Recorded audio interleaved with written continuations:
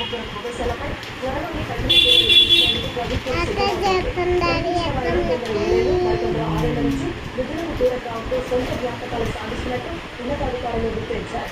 నిబంధనల మేరకు వారికి ముందస్తుగా షూకాజ్ నోటీసులు జారీ చేసి వివరణ త్వరగా ఎలాంటి స్పందన లేకపోవడంతో ఉద్యోగాల నుంచి తొలగిస్తూ నిర్ణయం తీసుకున్నారు. హైదరాబాద్ మెట్రో ఫేజ్ కోర్టు త్వరగా ఆమోదం తెలపాలని సంబంధ ప్రణాళికను రూపొందించి ఇప్పటికే DPR సమర్పించినట్లు కేంద్ర మంత్రికి సీఎం తెలిపారు. చెందుతున్న హైదరాబాద్ లో కొనుగోలు కేంద్రాలను తెచ్చి 10 రోజులు గడుస్తున్నా తూకం వేయలేదని రైతులు ఆందోళన వ్యక్తం చేశారు. మంచిర్యాల జిల్లా చెన్నూరు నియోజకవర్గంలో చేసిన జోడు వారకు IPT సెంటర్లలో 6 వాహన బదిలీ కలిసిపోయాయి. భారీగా వరి పంటకు నష్టం జరిగింది.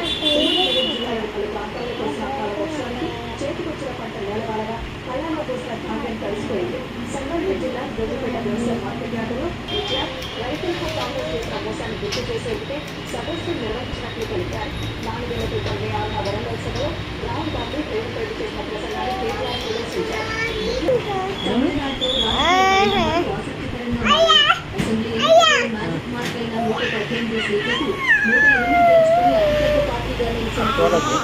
విజయ్ కలిశారు.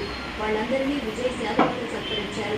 5 సభ్యులు ఉన్న కాంగ్రెస్ మద్దతు ఇచ్చినప్పటికీ టీడీపీకు మరో 5 ఎమ్మెల్యేలు పార్టీలను టీడీపీ సమర్థిస్తోంది. విజయ్కు మద్దతు ఇచ్చేందుకు DMK మిత్రపక్షాలైన వామపక్షాలు